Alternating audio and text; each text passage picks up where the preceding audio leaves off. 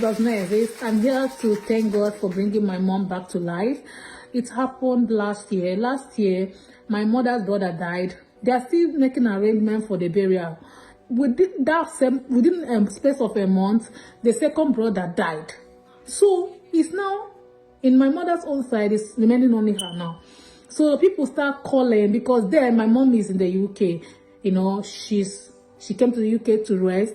So people start calling my siblings. People start saying, oh, there are still more deaths. More deaths are coming. That they are dreaming of dreams of death. I told them, see, I belong to the altar of fire. That as far as my mom is in my house, the altar of fire is covering her. She will never die. She will never die in my hand. Even if I don't have faith, my papa's faith will cover her. She will never die in my hand. My house is not a house of death. That fateful day, it was NSPDP US conference. That day, we came back from work. Me and my husband, we went to my mom's room. We started chatting with her. We discussed with her. She was now telling us her experience here and back in Nigeria, you know.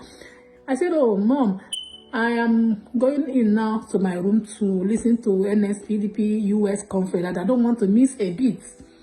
She now said, oh, tomorrow is Sunday. I said, yeah, tomorrow is Sunday. I'm going to go to work tomorrow being Sunday because I have bills to pay. She said, okay, if I want to go, that she's going to church. She get up from her bed. I took her to the door. I opened the door. I showed her how to open the door. I gave her the key. I said, this key, put it inside your church bag. I don't want you to miss it. She said, okay. So I don't know what tapped me and said, look at her face. I look at her face. I said, Mom, your face, I don't like it. How is your face changing like this? She said, I know, I rushed her. She now fell on me. Imagine she fell on me. She breathed 3 times. What, as in, she just said, she packed. Everything packed. You know, I was shouting, Mommy, Mom. She wasn't answering. Everything gone. I dilated very fast. As this is the fastest death I've ever seen. I was like, what is going on? I screamed. My husband jumped out from the room and helped me and carry her down. So we are calling her, we are crying, we don't know what to do, we are just confused, we are running around. My husband said, okay, go and bring the food, let us call emergency or ambulance so that we can take her to hospital. I can't even remember where my phone is again. You know, when I now finally remember that, oh, my phone is inside the room and it's on NSPDP US conference. So I jumped into the room. When I jumped into the door, I don't know a hand that just blocked me like this. The hand was like, why are you running around just for negativity? Why are you running around for every emergency? You don't know the altar you belong to. Go back there. Go back to that body and speak to that body. You can do that. You are a child of fire. I didn't even bring my phone again. I left my phone. My mother was like, where is the phone now? I didn't even answer. I wanted my mother's body because when she died in my body, I said, my mother has died in my hand. I was crying. I said, what will I say? How will I tell people what happened? God, you know, I was just saying things, you know. That voice said, go back to that body and reverse all those negative words you said. I went to the body. I said, Mommy, you cannot die in my hand. I belong to the altar of fire. Even right now, if my faith cannot carry me, my papa's faith will carry me. See, listen to me. You cannot come all the way from Nigeria with your legs and go back a corpse. It's a lie. Nothing dies in my hand and nothing dies in my house. I was just making the connection. So after that, she's still there. Nothing happened.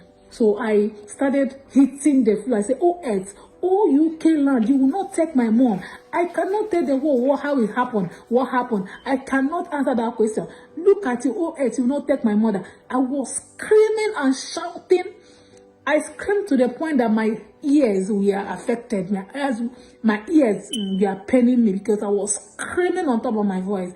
So along the line, I had a little voice said, Dab, Kedihi na shout. You know, that voice was still tiny. I said, I was still screaming. She now said, Kedihi na shout. Gabriel, just shout to Zilla. My husband said, she has wake up, she has wake up, she has wake up. I was like, she has wake up. No, so miracle they happen. I went to her, I said, Mom? He said, yes. Why are you shouting? She said, she want to lie down.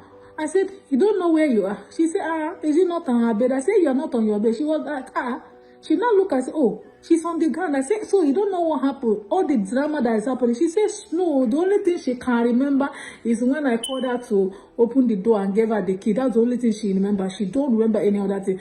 The only thing she had after that is my voice. That my voice was so noisy. It was screaming. So she had to like look back and say, why is my daughter shouting?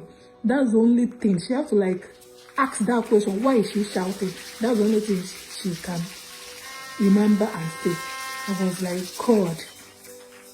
You know, when people are giving testimony on the altar of fire, you will not understand it until it happens to you. So I'm here today to thank God for revising her.